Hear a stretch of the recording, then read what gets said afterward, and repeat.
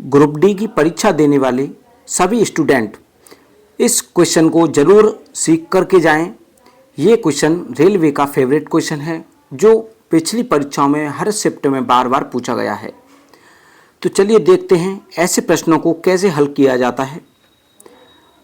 सबसे पहले, एक वॉशिंग मशीन की कीमत एक टीवी की कीमत से 40% कम है। तो यानी एक आपकी वॉशिंग मशीन है, एक टीवी है, 40% कम है, यानी कि ये 60% होगा और ये 100% होगा। इसे हम फ्रैक्शन से भी कर सकते हैं, लेकिन कुछ बच्चों से फ्रैक्शन नहीं आती है, तो इसलिए यहाँ पे हमने इसको 60 मान लिया, इसको 100 मान लिया है। वरना 40% की जो फ्रैक्शन वैल्यू होती है वो होती है आपकी 2/5। यानी अगर टीवी की कीमत 5 है तो वॉशिंग मशीन की कीमत 2 कम होगी, यानी कि 3 हो जाएगी। यहाँ से काटोगे तो भी आपका यही निकल के आएगा, 3 और 5 का ही रेशियो निकल के आएगा। तो यहाँ से 0 से 0, 2 से ये 3 और 2 से ये 5, तो आपका रेशियो वही निकल के आएगा। आगे बोला है मशीन की कीमत में 52% की वृद्धि हो जाती है। इसमें 52% की वृद्धि होती है और टीवी की कीमत में 76% की कमी हो जाती है।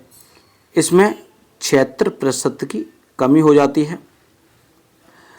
तो 5 वॉशिंग मशीन और 2 टीवी की कुल कीमत में प्रतिशत परिवर्तन कितना होगा?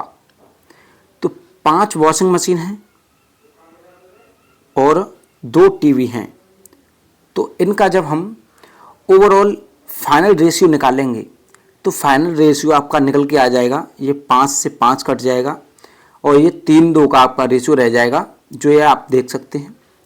तो 3 का जब इससे मल्टीप्लाई करेंगे 52 से, तो ये हो जाएगा आपका 156। ये प्लस का रहेगा और ये माइनस का। अब 76 का गुणा जब 2 से करेंगे तो ये हो जाएगा 152। अब ये कितने के रेस्पेक्ट में निकाला जा रहा है, यानी कि वो वैल्यू कितनी है? तो 3 और 2 5, जो फाइनल रेशियो आया है 3 और 2 का, इनका योग यहाँ पे नीचे लिखते हैं, तो ये 5 है। अब इसको जब हल करेंगे हम, 156 में से 152 जाएगा तो कितना बचेगा? 4 बचेगा और इसको 5 से डिवाइड करना है। तो 5 से इसको जब 4 को डिवाइड करोगे तो ये आ जाएगा आपका 0.8%। ये इतनी आपकी वृद्धि हो जाएगी।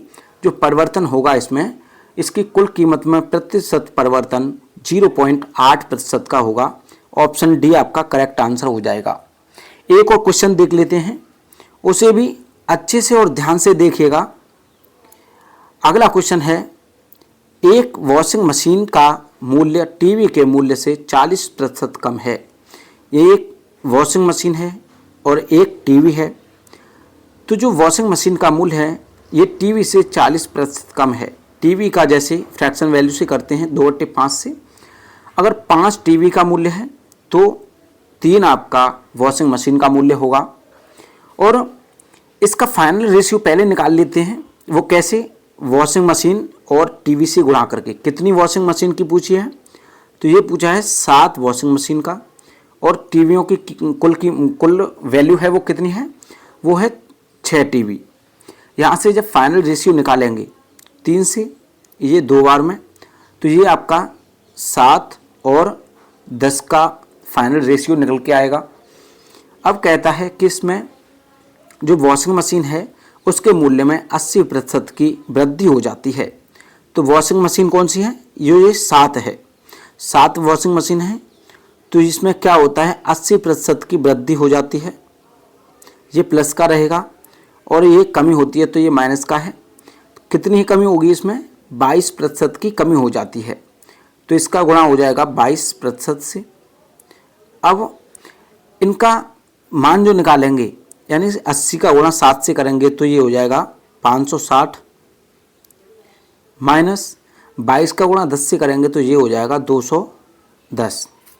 अब कितने के रेस्पेक्ट में निकालेंगे इनको? तो ये 10 और 7, 10 टीवियाँ और 7 वॉशिंग मशीन है, जो इसका रेशियो है। इनका योग इसमें भाग देते हैं इसके योग से, तो ये हो जाएगा 17। यहाँ से इसको जब हल करेंगे 560 में से 210 जाएगा तो ये आपका बचेगा 340, और 340 को जब 17 से डिवाइड करते हैं तो ये आपका निकल के आता है 20%, यानी 20% का क्या होगा, वृद्धि। तो इसका ऑप्शन सी करेक्ट आंसर हो जाएगा। दोस्तों उम्मीद करता हूँ क्वेश्चन समझ आए होंगे, और ऐसे ही क्वेश्चन ग्रुप डी की परीक्षाएं होंगी जब तक हम लाते रहेंगे, तो हमारे चैनल को सब्सक्राइब जरूर कर लें